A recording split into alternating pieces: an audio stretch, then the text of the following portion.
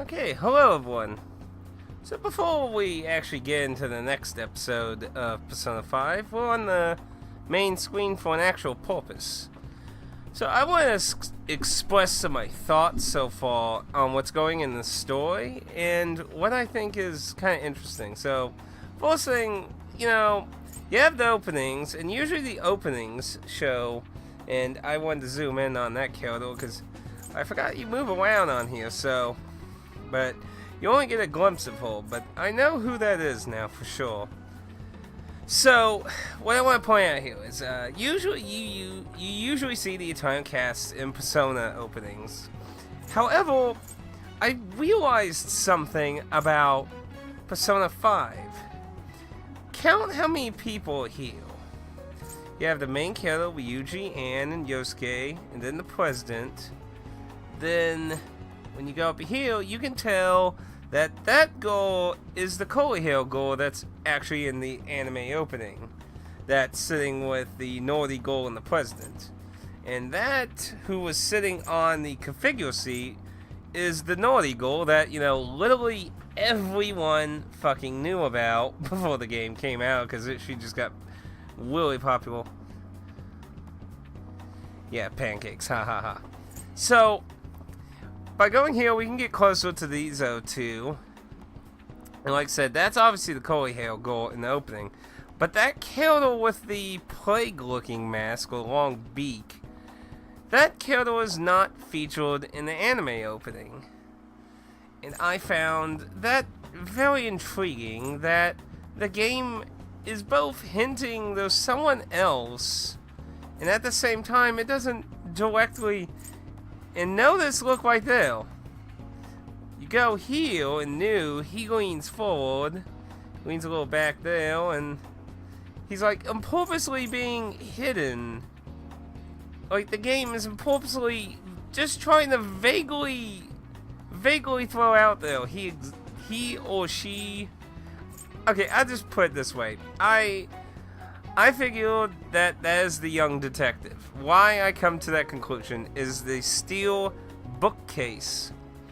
On the back cover of the steel bookcase, the young detective that Ryuji doesn't like, is featured on the back with the other characters when you hold it side to side. Hello.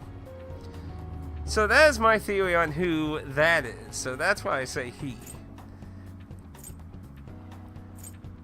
But I want to just go, this little opening thing is just a little theorizing. I think, man, there's so much stuff to think here.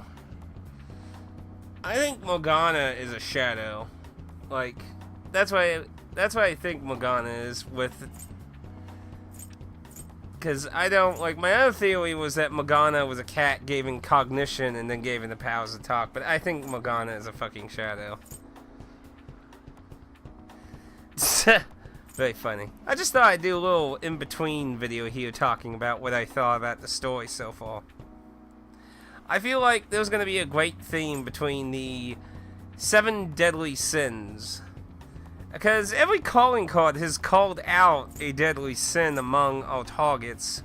So I feel like that's going to be a big theme. Well, Persona 4 actually had a lot to do with the users' personas. I don't think the users' personas are going to be as big of a relation to what's happening in the story. Because I don't really see how there's a connection between all of them so much as with 3 and 4's. But I just find that interesting, though, and I did realize. Not gonna actually. Yes, I am gonna play. I just thought I'd do an in-between video here. This will go in the playlist as just my current thoughts, and then it'll go to the next episode when we're actually in the game. But I just wanted to talk about my thoughts on what I'm thinking about. So, oh. Crap, I lost my train of thought now. I think the deadly sins are going to be a really big theme with the game. But ultimately, I think it's going to lead some mindfuck stuff, though. I really do think something really bad's gonna happen, because both Persona 3 and 4 featured really twisted fucking shit eventually, so... But I think there's a lot more going on. Oh yes, now I remember what I was about to say before I answered Dan. Pancakes. I have figured out pancakes. I had already told Dan it. I realized why pancakes was a porn. That might be partially true. It sounds like I always beat the game. No. I just finished the third palace. So I'm just talking about what I thought. So, pancakes. Why pancakes is a porn? Morgana was the only one who talked about pancakes. That's why Dan pointed out when Nemble pancakes. So...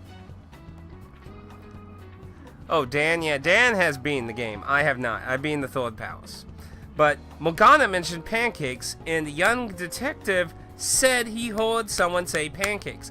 Now, he wasn't visually in range, so he might have not seen who said it. But whether it was on purpose or not, the detective fucked up. So there's something really suspicious about him, and that's all the more reason I think that our pointy-nosed friend over there is definitely the young detective. So, anyway, those are my current thoughts, so let's just get into the game, eh?